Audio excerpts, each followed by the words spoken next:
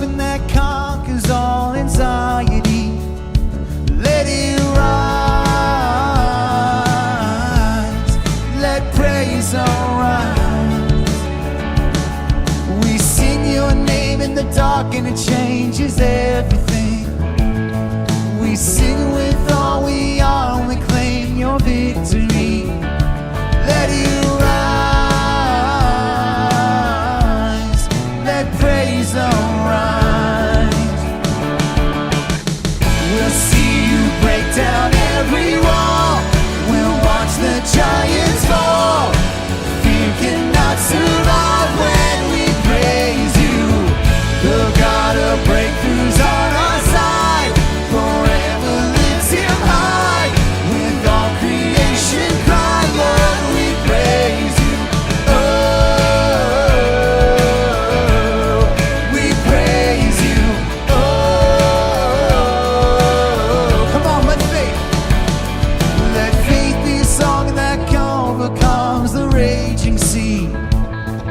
Let faith be the song that calms the storm inside of me. Let it rise, let faith arise, let it rise. We'll see you break down every wall. We'll watch the giants fall. Fear cannot survive when we praise you. Yeah. The God of breakthroughs on our side, forever lifts him high. With all creation cry, Lord, we praise you. Oh, we praise you. Oh, all right, let's sing this. This is what living looks like. This is what freedom feels like. This is what heaven sounds like. We praise you, we praise you. This is what living looks like. This is what freedom feels like. This is what heaven sounds like. We praise you, we praise you. This is what living looks like.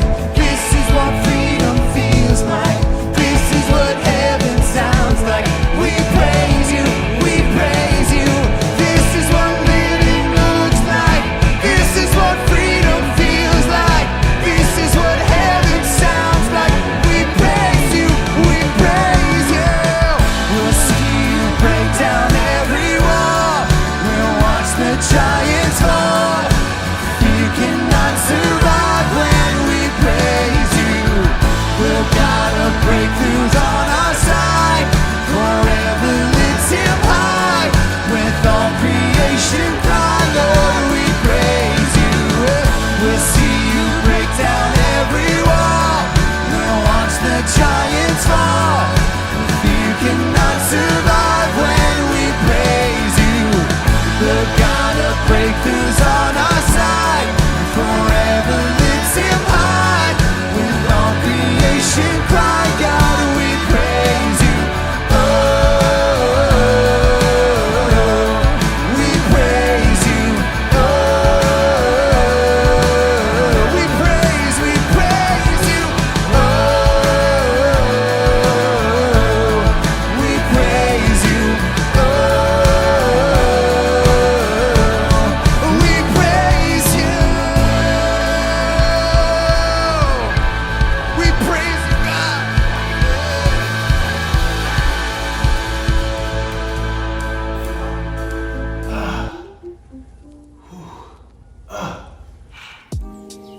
Tight. Woo! Oh, what's up, guys? Yo, man, I'm feeling so peaceful right now. I mean, I'm in a pretty good place. I'm trying to get my stretch on though. Like I've been a little bit tight and a little bit tense lately. I think I've needed to do more stretching. My back has been bothering me, my neck. So I said, you know, let me stretch it out a bit more today. And guess what? That's actually what we're focusing in on today, is stretching in terms of faith training. So faith training this week is stretching, man. Yo, this is like the third or fourth week, I think, that I put a dog as the title graphic. I don't know, I'm not even into animals that much, but like, I must really be. But guys, let's jump right on in. last week we jumped over into Jeremiah a little bit, but this week we're going to sort of jump back. We were talking about Abraham for about 2 weeks straight, where we were talking about the covenant that God made with him and how God promised him a child, and that child would, that seed would bless all nations and things like that. But what we didn't really talk about as much was Abraham's wife. Like, he wasn't just doing this faith walk alone. He was married. He had a wife. So let's talk about her. Her name was Sarah. Originally her name was Sarai, and then later on it got changed into Sarah. Same way like with Abraham, his name was originally Abram, and it switched over to Abraham. God changed the name later on. We'll talk about that a little bit, just for a little bit of background, a little bit of context for Sarah. We just call her Sarah throughout. Initially, again, her name actually means princess. That's a pretty cool name. So anytime you hear somebody with the name Sarah, you're like, oh, okay, princess. Like, you gotta hit up with that. You gotta hit up with that. Yo, my daughter loves like Disney princesses. Like, so I know everything about princesses right now. For some reason, one weird thing I know about princesses is that all of them, they either have to like lose their mother or father or both somehow to be a princess. It's just a weird thing that goes on with the Disney universe. I don't know what that's about. It's like, can good things just happen to some of these princesses? It's like rough stuff happens to them. That has nothing to do with anything. Sarah, once again, her name means princess, so that's one key factor about her. Again, she was married to Abraham. Another very interesting piece about Sarah was that she was beautiful. And when I'm talking about beautiful, I'm talking about like drop dead gorgeous. Somebody walks in the room, you just like, and I'm talking whether you a guy, girl, whoever, you just like, they are gorgeous. But she was just one of these type people. It almost reminds me of Jennifer Lopez. Like, Jennifer Lopez, for some reason, I don't know if she took like some Benjamin Button juice or something like that, but like she doesn't age. Like, this is her in 95, 99, 2003, 2007, 2011, 2015. This is her from this year. Like, what is she taking? What is she taking that I need to have? I must not be taking it, right? So again, Sarah was just gorgeous. She was just drop dead beautiful. It even says this in the Bible that at the age of, like when she was in her 60s, Abraham was so afraid that when they cut through Egypt, because it was a famine in their land, so they said, we're going to go to Egypt. He was so afraid of Pharaoh taking her. He's like, yo, just telling you my sister because they're going to take you, and da-da-da-da-da. She was 65. Then later on, this king named Abimelech, he told her again, hey, Sarah, just do me a favor, tell me my sister or else they're gonna kill me. She was in her 80s. Like, she was drop dead gorgeous, man. Like Sarah was a knockout. But not only was she just a gorgeous person, she was gorgeous inside as well. She was strong, she had an awesome spirit about her. But one thing which we know about all of these biblical characters is that God really doesn't pull any punches.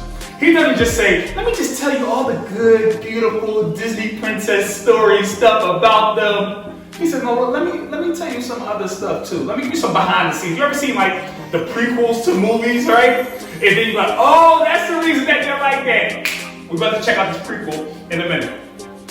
So this was but before we jump in all the way, the third thing which we know about Sarah is she was barren. She was barren. She couldn't have any kids. So again, this whole time where she is beautiful, she's a knockout, she's gorgeous, her name is Princess, she's married to this awesome guy, Abraham. The one thing that she doesn't have and can't have are children. Now look, that may not seem like a lot to us people. Some of you may be like, I ain't gonna have kids myself. What's the big deal with that, right? Listen, in that ancient culture, women didn't have as many privileges as men did. So it's not like they had a full-time job for the most part. It's not like they could aspire to very high governmental status. They couldn't do a lot of things. The one thing which they took a lot of pride in was having children. Like it went down to the point of, even if you had kids, if you had all girls, again, this was a very ancient culture. If you had all girls and didn't have a boy, guess what people will look at you like? Why can't you have a boy? You can't have boys though? You had girls, okay, you can have girls, but you can't have a boy?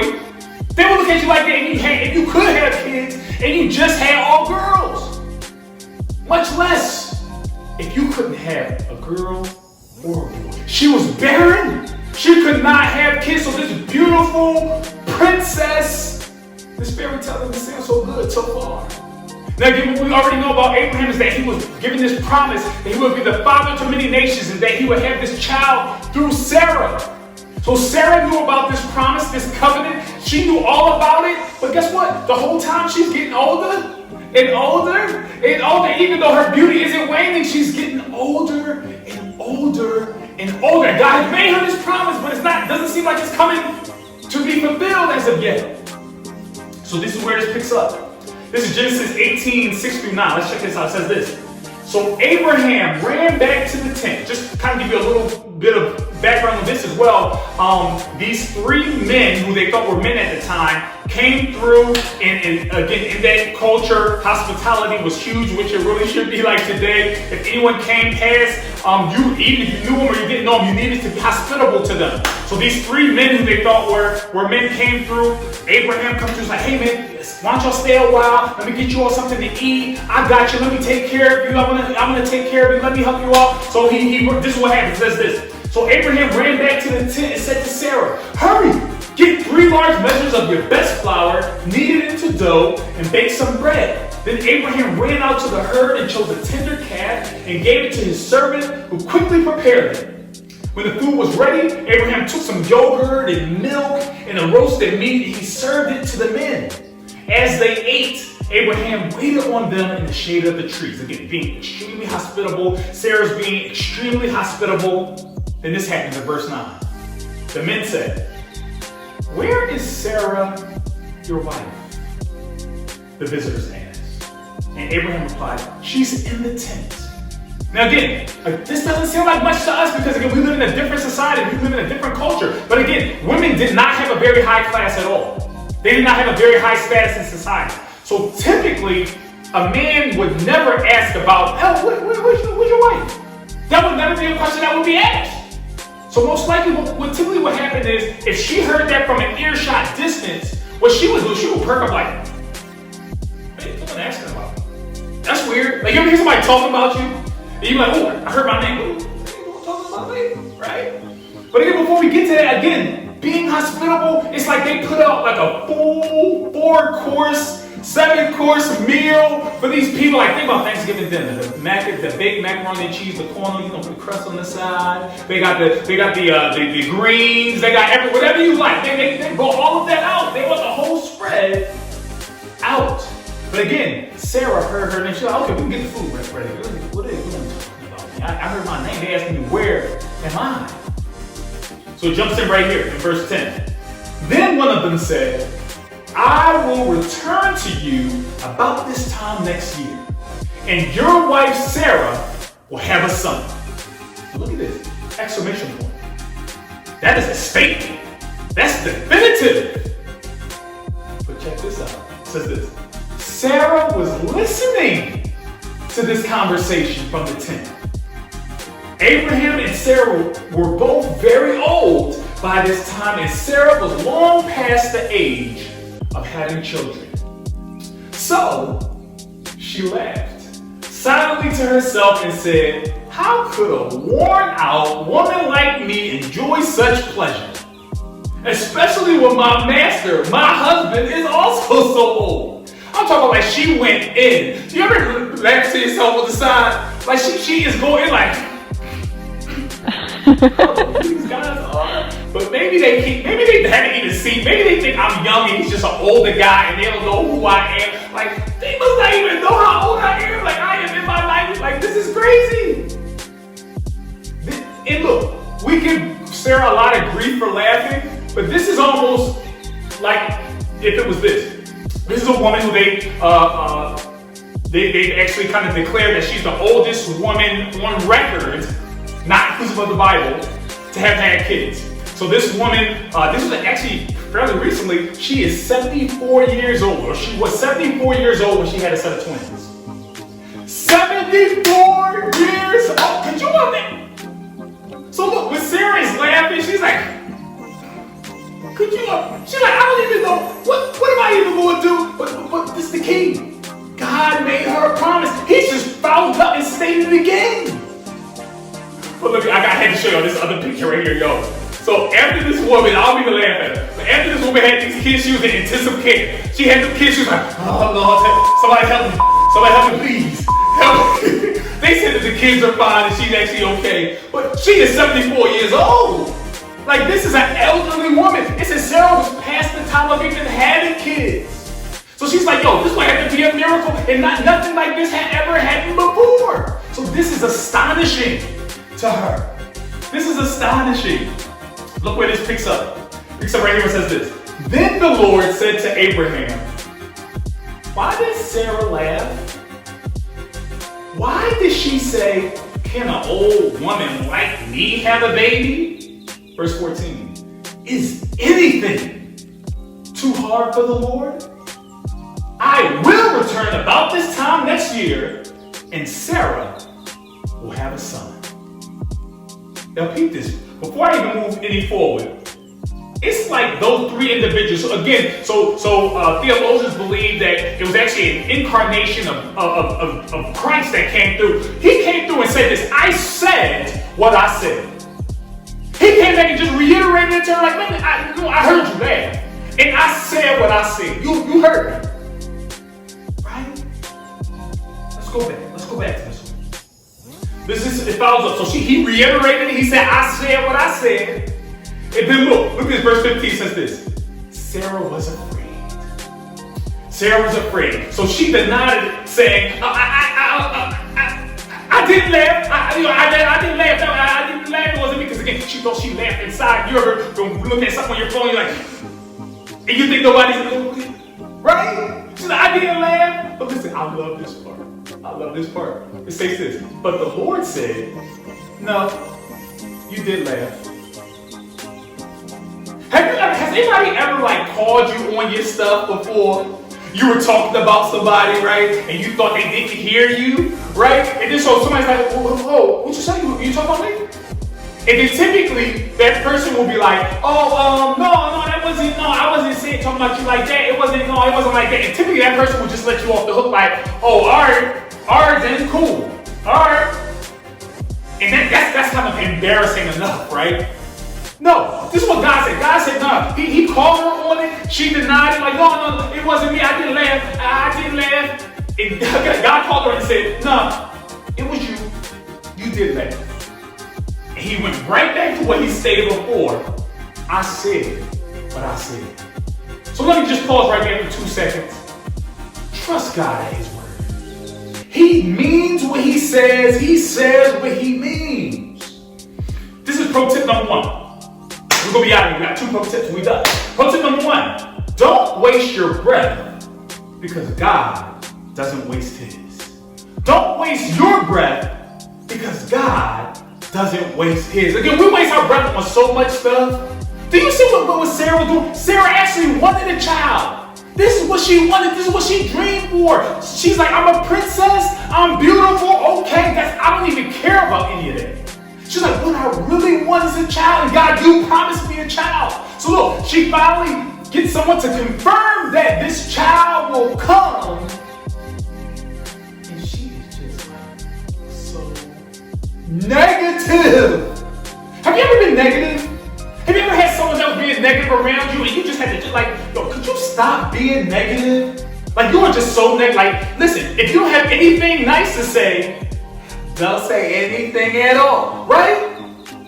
You won't laugh at the person. Like, you had to know something was going on. At some point, she had to be picking up what they were putting down. Like, yo, something is up. Like, how is he repeating something that I know God told my husband? And these are 3 random people. But no, instead, she's like, I don't know if they know how old I am. Maybe it's because they didn't see me. Maybe it's she's being negative. That's all that was. So listen, don't waste your breath because God doesn't waste it. He doesn't just say stuff to say. He doesn't just give a promise to give a promise. When he says it, he means it. He will back up what he says. Pro tip number 2. stretching actually is training. So stretching equals training. Check this out. Set, go!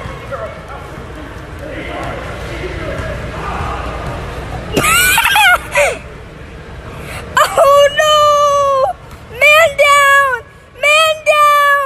Yo, was that crazy? And Kira, I'm gonna get you for that for recording. I didn't know you recorded that. And Jaden, by the way, too, Jaden cheated on the run. She left before they said go. But in spite of all of that, y'all saw me like pulling up. I pulled a hamstring, which is still bothering me now to this very day. That was a while ago. But this is the thing. Stretching equals training. No, listen, I actually do not like to stretch. Like whenever I did anything athletic, like when I was younger, I would never stretch. I just would get up and do stuff. And so in my mind, guess what I said? Well, Jada, if we want to race, come on, man, we can still race. Let's go. Let's get it. Let's go get it. Do you know that Jada is has been in the Junior Olympics? Like, she's like a pro. And she stretched before she ran. But guess what I said? I don't need to stretch. And guess how I ended up? It was hurt. Listen, and that was like at the beginning. I was hurt the rest of camp. It was a problem. But you know why? Because I didn't value stretching. I didn't view the stretching as a training. You know what I want to do? I'm like, yo, let's just get on with the running. Like, come on, you ready? Oh, your market said, go, let's do that. I'm not gonna get down low. I did not value the stretching. In the same way, look what Sarah did. Sarah did not value being stretched. God was trying to stretch her faith and say, Sarah, I know you're old. I know you're old. Listen, I need you to stretch. Because look, you're going to have a baby and you're old. So I need you to. And guess what she instead did? She was like,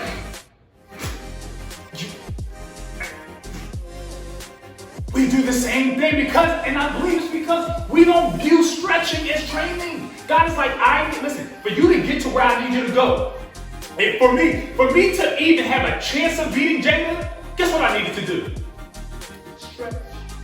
Guess what I chose not to do? Not stretch. Guess what that happened to me?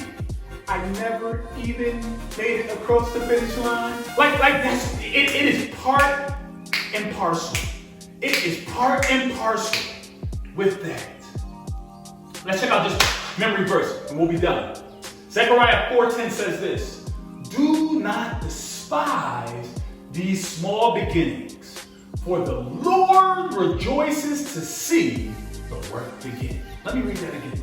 Do not despise these small beginnings, for the Lord rejoices to see the work begin. And look, all too often, I believe that's what we do. We don't view the stretching as any part of the workout, as any part of the faith training. We just like, man, this is just something else that is a time waster. We feel like Sarah, like, I don't have time to be, I don't have that type of time. Just let's get on with it. If you're going to give me a baby, just give me the baby. If you're going to give me something, God, you're going to give me a reward. If you're going to give me something, like, just give it to me, drop it on me, sock it to me, like, give it to me. He says, no. Don't you despise small beginnings, because look, if you want the Lord to rejoice, typically it says, rejoice in the Lord. You rejoice. I rejoice. We rejoice. It says, guess what the Lord does? The Lord rejoices to see the work begin. He didn't even see the work finish. He said, I rejoice in seeing the small stuff. You setting up, you stretching, you reaching down, you doing the sun salutations, you doing the downward dog, you doing. He said, I rejoice in that, because you know what? It's prepared. So look, family, I just want to encourage us. Don't despise the small stuff. The small stuff, believe they are building blocks to the bigger stuff. Let's pray. Dear God, we thank you so much for this day. We thank you so much for your students. God, we thank you so much for what you're doing in their lives. God, let us not despise the small beginnings. These things that seem meaningless, God, they are actually meaningful. And it states that you rejoice in seeing them, because we are taking a step towards you. God, let us keep on stepping.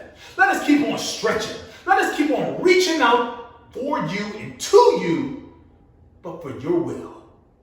Because if we do your will, it will be for our good. In Jesus' name we pray. Amen. Hey guys, once again, man, we thank y'all so much for joining us today, man. I know school's about to let out and y'all are tired of a lot of stuff. Y'all like, oh my gosh, can it just be over? I would like to be summertime and chill and hang out, man. So we have a lot of awesome stuff coming up for you guys. The governor actually recently just lifted or raised the number of individuals that can actually meet outdoors and indoors and different things like that. So yo, awesome stuff coming up for y'all, man. Make sure you sign up. Check us out on Instagram. And we'll see you next week, man. We love y'all. We out. Hey.